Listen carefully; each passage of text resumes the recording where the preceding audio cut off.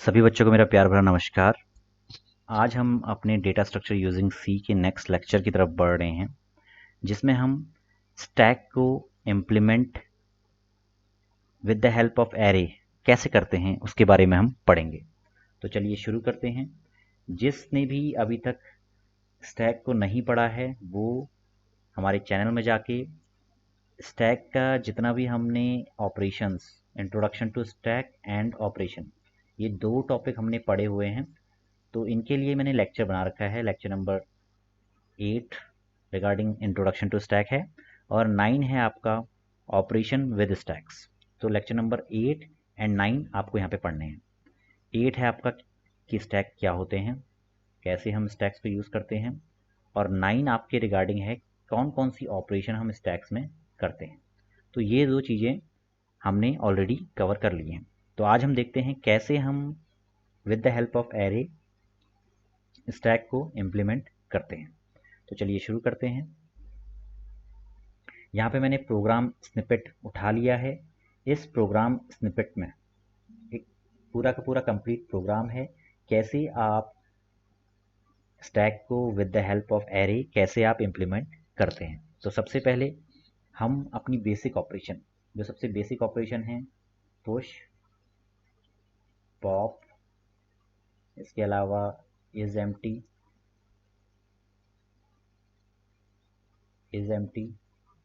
Then is full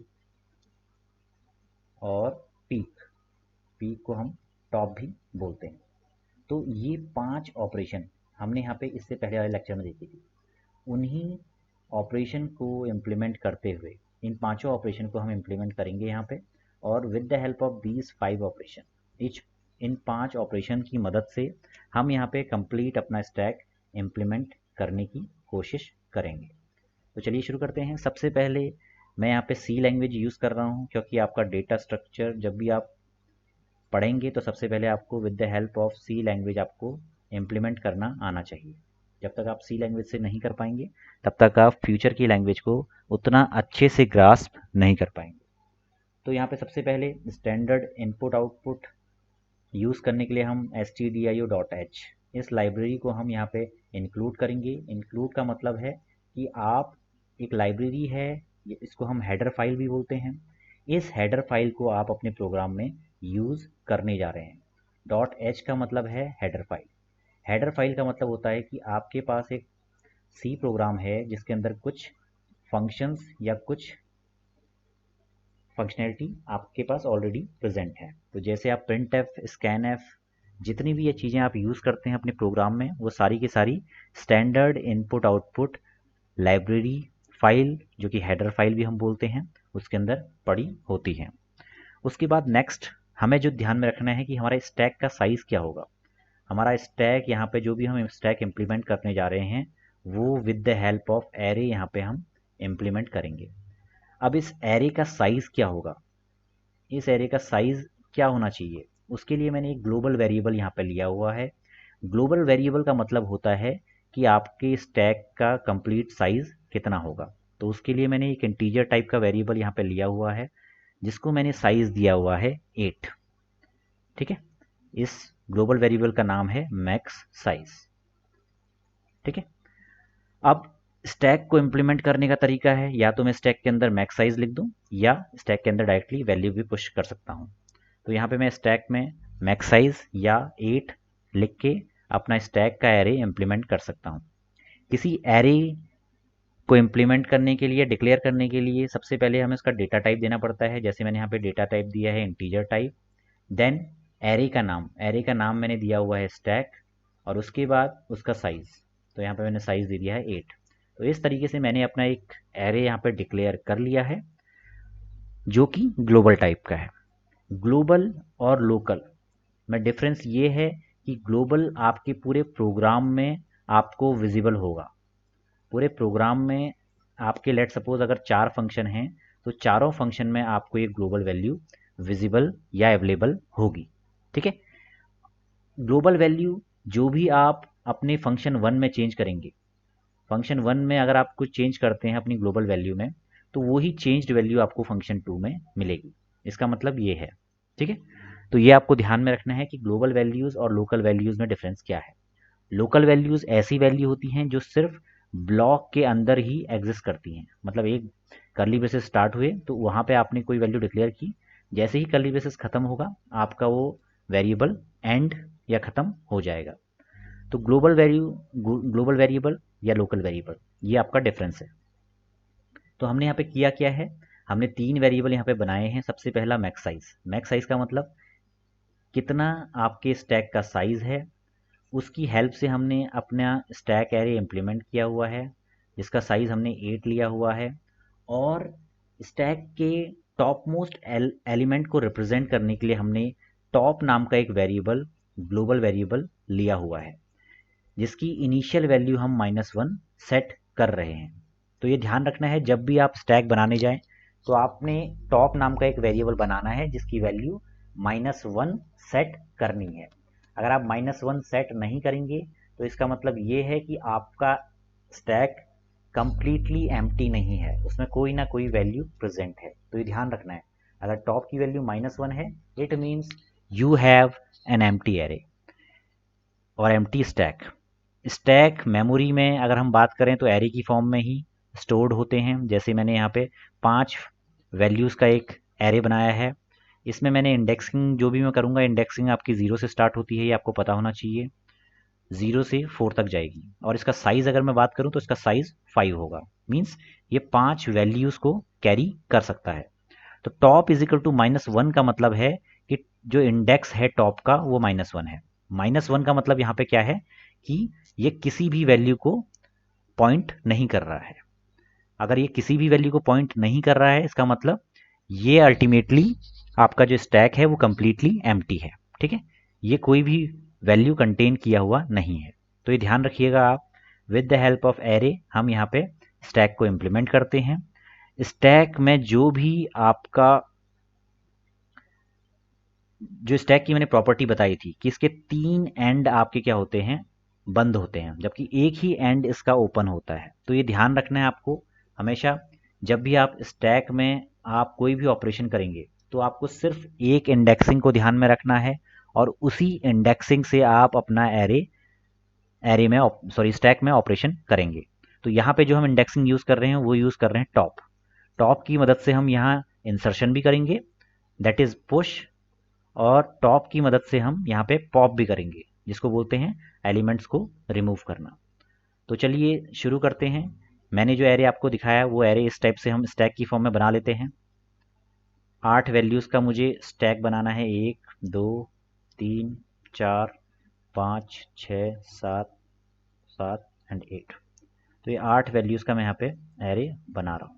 ठीक है, यहाँ पे इसकी इंडेक्सिंग अगर मैं करूँ तो 0 1 2 3 4 5 6 एंड 7। ठीक है, तो 0 to 7 इसकी इंडेक्सिंग है और इसका साइज है 8। अगर आप 0 को भी इंक्लूड करें तो आपका साइज 8 हो जाएगा। तो यहाँ पे अभी टॉप की वैल्यू है -1, टॉप इज इक्वल टू -1। तो जब भी आप यहाँ पे अपना एलिमेंट इंसर्ट कराने जाएंगे, अपने स्टैक में आप एलिमेंट को इंसर्ट कराने जाएंगे, तो आपको क्या करना है, हमेशा आपको ध्यान में रखना है कि अपने टॉप को, मीन्स आपने जो टॉप वैल्यू ली है उस टॉप वैल्यू को यहाँ पे एक नंबर आगे बढ़ा देना है। तो जब भी आप पहली वैल्यू पुश करने जाएंगे तो पहली वैल्यू पुश करते समय आपको क्या करना है, top is equal to top plus 1, जो हमने इससे पहले भी देखा हुआ है। Top is equal to top plus करना है तो टॉप इज इक्वल टू आपका हो जाएगा 0 और स्टैक के टॉप में आपको उस वैल्यू को डाल देना है। तो स्टैक टॉप मतलब स्टैक 0, स्टैक 0 में आपको अपनी वैल्यू पुश कर देनी है। ठीक है, तो इससे क्या होगा, आपका पहला एलिमेंट यहाँ पे आ जाएगा। ऐसे ही आपको दूसरा एलिमेंट पुश करना है, यहाँ पे आ जाएगा, क्योंकि आपने टॉप की वैल्यू अगेन इंक्रीमेंट की जो कि 1 हो गई। 1 के केस में आपका ये एलिमेंट यहाँ पे इस इंडेक्स पे पुश हो जाएगा। देन 1 को आप इंक्रीमेंट करेंगे तो टॉप की वैल्यू 2 हो जाएगी। 2 के केस में आपका नया डेटा यहाँ पे पुश हो जाएगा। 2 के बाद आपका 3 हो जाएगा टॉप की वैल्यू, 3 के केस में यहाँ पे पुश होगी, देन यहाँ पे, देन यहाँ पे, और एट द एंड टॉप की वैल्यू आपकी 7 हो जाएगी। तो जैसे ही आपकी टॉप की वैल्यू 7 होगी, आपका टॉप आपके मैक्स साइज के बराबर हो जाएगा। मैक्स साइज मीन्स 8, मतलब टोटल वैल्यूज आपकी 8 हो गई हैं और जो इंडेक्सिंग है वो 7 है। तो यहाँ पे टॉप जब मैक्स साइज के बराबर हो जाएगा तो इट मीन्स आपको अपना पुश ऑपरेशन यहाँ पे रोक देना है। ठीक है। सिमिलरली अगर हम बात करें पॉप ऑपरेशन की, तो पॉप ऑपरेशन में क्या होता है, लेट सपोज हमारा ये एरे था, इस एरे में हमने सारी आइटम्स यहाँ पे पुश कर दिए हैं। तो लेट सपोज इस एरे में हमारे पास जो एलिमेंट पड़े हैं वो हैं 1 2 3 4 5 6 7 एंड 8, ये आपके एलिमेंट्स पड़े हैं और टॉप की वैल्यू अभी है 7। टॉप की वैल्यू है 7। तो आपको इस केस में क्या करना है, अपने स्टैक टॉप को रिमूव करना है। स्टैक टॉप को आपको रिमूव करना है और टॉप को एक वैल्यू घटा देना है। ठीक है, टॉप माइनस माइनस। तो होगा क्या, टॉप यहाँ पे आपको जो रिमूव्ड वैल्यू मिल जाएगी वो मिल जाएगी 8 और अल्टीमेटली यहाँ पे आपका जो एलिमेंट आपको मिल जाए, जो टॉप आपको डिक्रीमेंट होके मिलेगा वो मिलेगा 6। तो आपका नया टॉप हो जाएगा 6, means 7th element of your stack. तो इस तरीके से आपको यहाँ पे push and pop operation perform करनी है। तो इसी कॉन्सेप्ट को आगे लेते हुए अब हम आगे चलते हैं। यहाँ पे हमने मैक्स साइज डिक्लेयर किया, स्टैक हमने यहाँ पे डिक्लेयर किया with the help of array और टॉप एलिमेंट हमने यहाँ पे रखा -1। टॉप रिप्रेजेंट कर रहा है आपके एरे के इंडेक्स को, ध्यान में रखना है। ठीक है। अब यहाँ पे नेक्स्ट चलते हैं, सबसे पहला ऑपरेशन पीक ऑपरेशन। पीक का मतलब होता है झांक के देखना कि आपके टॉप में कौन सा एलिमेंट पड़ा हुआ है। ठीक है। तो पीक में क्या है, पीक जैसी ऑपरेशन आप परफॉर्म करेंगे तो ये आपके स्टैक टॉप को रिटर्न कर देगा। तो स्टैक टॉप को रिटर्न करने का मतलब इनिशियली आपके पास -1 है, तो यहाँ पे आपका पीक ऑपरेशन कुछ भी वैल्यू रिटर्न नहीं करेगा। ठीक है, ये आपको ध्यान देना है। इसी तरीके से अगर हम बोले कि अगर लेट सपोज टॉप की वैल्यू जब अपने सारे एलिमेंट पॉप करवाए पुश करवाए थे तो टॉप की वैल्यू थी 7। तो जब आप पीक करने जाएंगे तो जो टॉप या लास्ट इंडेक्स में जो वैल्यू पड़ी हुई है आपकी वो आपको मिल जाएगी। टॉप की वैल्यू आपकी 7 है, तो टॉप की वैल्यू 7 है तो स्टैक 7 यहाँ पे आपका प्रिंट या रिटर्न हो जाएगा। ठीक है, तो ये चीज़ आपको ध्यान में देनी है। तो ये आपका है पीक ऑपरेशन। पीक ऑपरेशन से आपने स्टैक के टॉप को फैच कर लिया। इसी तरीके से दूसरा ऑपरेशन है आपका इज एम्प्टी। इज एम्प्टी में हम चेक करते हैं कि whether our stack is empty और नॉट। ठीक है, आपका स्टैक खाली है या नहीं है। खाली होने का हम पता कैसे लगाएंगे, अगर टॉप की वैल्यू इज इक्वल टू -1 है। अगर टॉप -1 के बराबर है इसका मतलब अभी तक स्टैक में कोई भी आइटम इंसर्ट नहीं हुआ है। तो हमें सिंपल एक इफ एल्स ब्लॉक लगाना है यहाँ पे। इफ में हमें चेक करवाना है if top is equal to -1। अगर टॉप इज इक्वल टू -1 है it means you have an empty array. आपके पास एक एम्प्टी एरे या एम्प्टी स्टैक अवेलेबल है, नहीं तो आप रिटर्न करवा दीजिए 0। एल्स में आपने क्या किया, रिटर्न 0। तो 0 का मतलब है फॉल्स, मीन्स आपके पास एम्प्टी एरे नहीं है। 1 का मतलब है ट्रू, इट मीन्स आपको एक एम्प्टी एरे मिल गया। तो ये दो चीज़ें हैं आपकी ध्यान में देने वाली। टॉप की वैल्यू -1 इट मीन्स रिटर्न 1। 1 का मतलब है कि आपका एरे पूरा का पूरा खाली है। अगर 0 रिटर्न करते हैं तो आपका जो एरे है या स्टैक है वो एम्प्टी नहीं है। ठीक है, ये आपको ध्यान में देना है। ऐसे ही इस फुल में जाएं तो इस फुल में हम चेक करेंगे मैक्स साइज के लिए।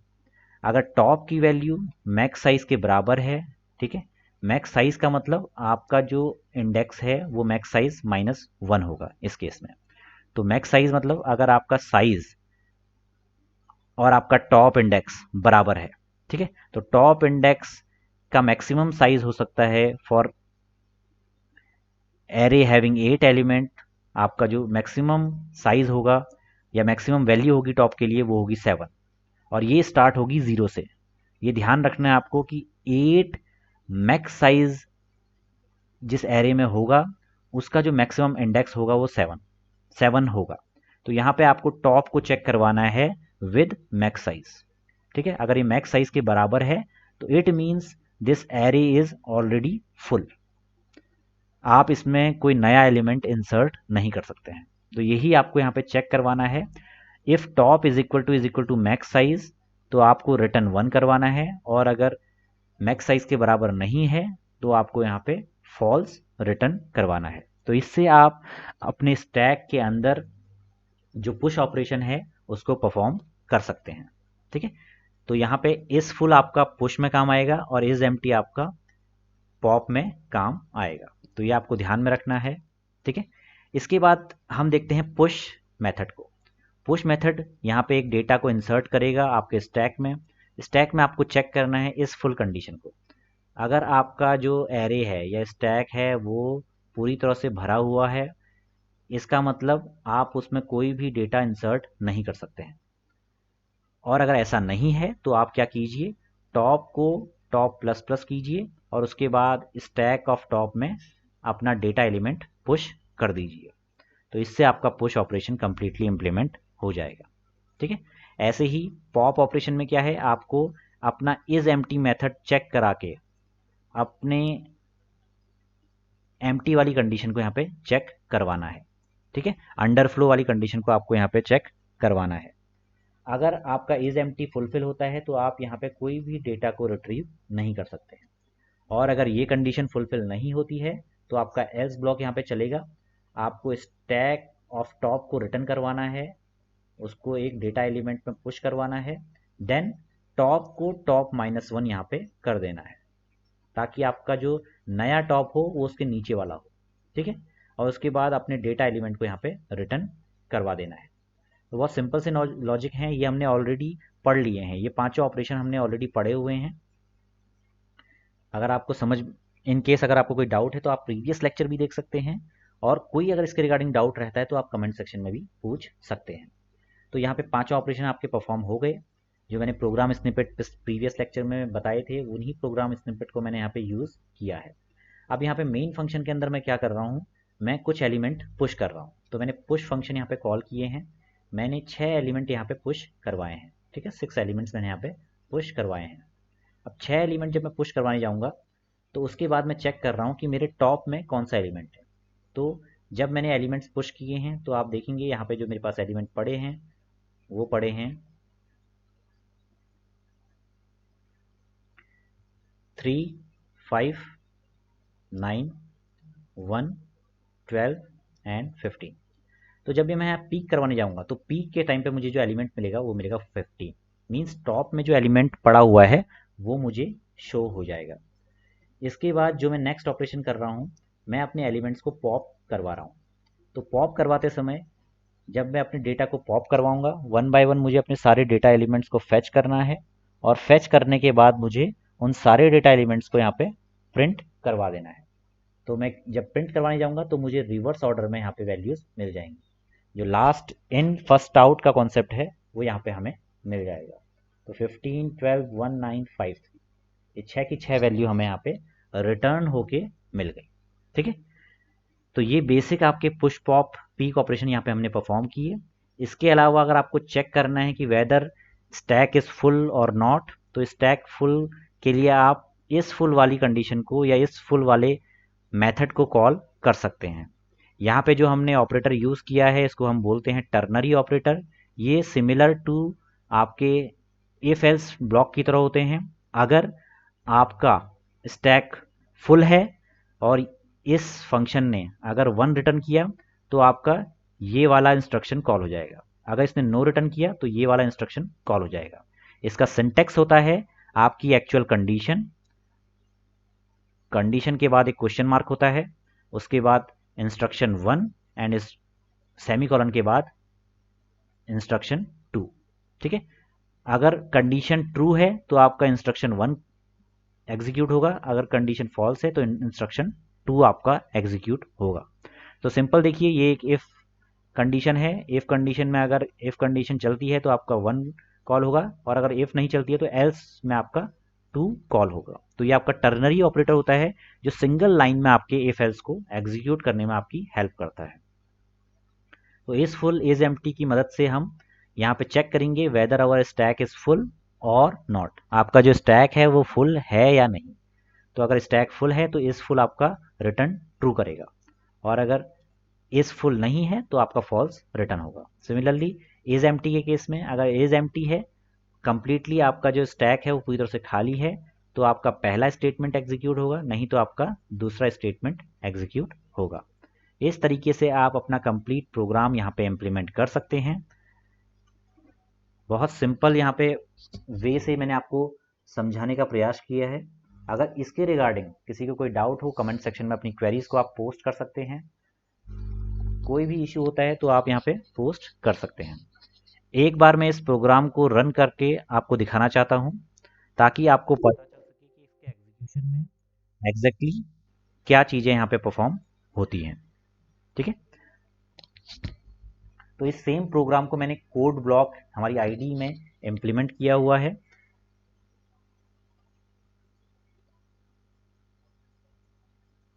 आई थिंक आपको कोड ब्लॉक की आईडी विजिबल होगी।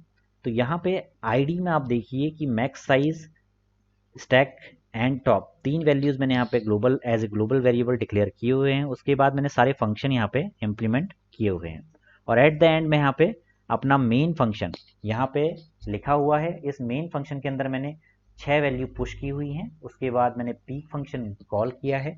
पीक फंक्शन कॉल के बाद मैंने यहाँ पे पॉप अपने एलिमेंट्स को पॉप करवा के 1 बाय 1 प्रिंट करवाया हुआ है। ठीक है, यहाँ पे एक कंडीशन लगा रखी है जिस कंडीशन से मैं चेक कर रहा हूँ कि whether my stack is empty और नॉट। अगर एम्प्टी नहीं है तो लगातार एलिमेंट्स को पॉप करते हुए आपको यहाँ पे डेटा प्रिंट करवाना है। और उसके बाद 2 स्टेटमेंट मैंने यहाँ पे एग्जीक्यूट करवाए हैं, वेदर इज स्टैक फुल और इज स्टैक एम्प्टी। तो जब मैं इसको एग्जीक्यूट करने जाऊँगा यहाँ पे तो आपको यहाँ पे दिखेगा कि कैसे आपकी चीज़ें यहाँ पे एग्जीक्यूशन में चलती हुई स्टार्ट होती हैं। तो मैंने यहाँ पे बटन को प्रेस किया। जैसे ही बटन को प्रेस करूँगा तो मेरे पास एक ब्लैक विंडो ओपन होके आ जाएगी और ब्लैक विंडो जो है मेरी कंसोल विंडो है। तो कंसोल विंडो में आप देख सकते हैं कि element eight top of the stack is 15 और जो सीक्वेंस है वो सबसे पहले आपने 3 इंसर्ट किया था, then 5, then 9, then 1, then 12, then 15। तो उस तरीके से आपको वैल्यू रिवर्स ऑर्डर में पॉप होके मिल गई। अब यहाँ पे देखेंगे इज स्टैक फुल, आपने यहाँ पे सारे एलिमेंट पॉप किए हैं तो स्टैक आपका कंप्लीटली एम्प्टी है। तो इज स्टैक फुल के कॉल पे आपको यहाँ पे फॉल्स मिलेगा और इज स्टैक एम्प्टी की कॉल पे आपको यहाँ पे ट्रू मिलेगा। It means your stack is completely empty at present situation. तो इस तरीके से हम अपना कंप्लीट प्रोग्राम यहाँ पे इम्प्लीमेंट करते हुए देखा और यहीं पे हमारा implementation of stack with the help of array finish होता है।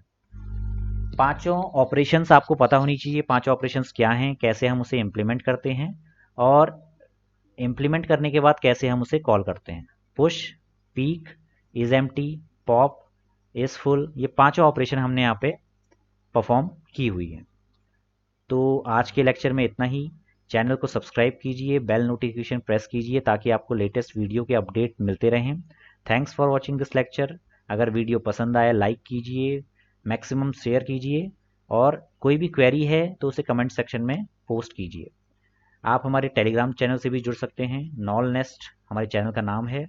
सिमिलरली आप अगर आपकी कोई क्वेरी होती है तो जीमेल आईडी में भी आप पोस्ट कर सकते हैं, nolnest@gmail.com। और हमारे फेसबुक पेज से भी आप जुड़ सकते हैं जहाँ पे आपको रेगुलर अपडेट्स मिलते रहेंगे। तो आज के लिए इतना ही। लगातार पढ़ते रहिए, प्रैक्टिस करते रहिए। Okay, thanks and bye.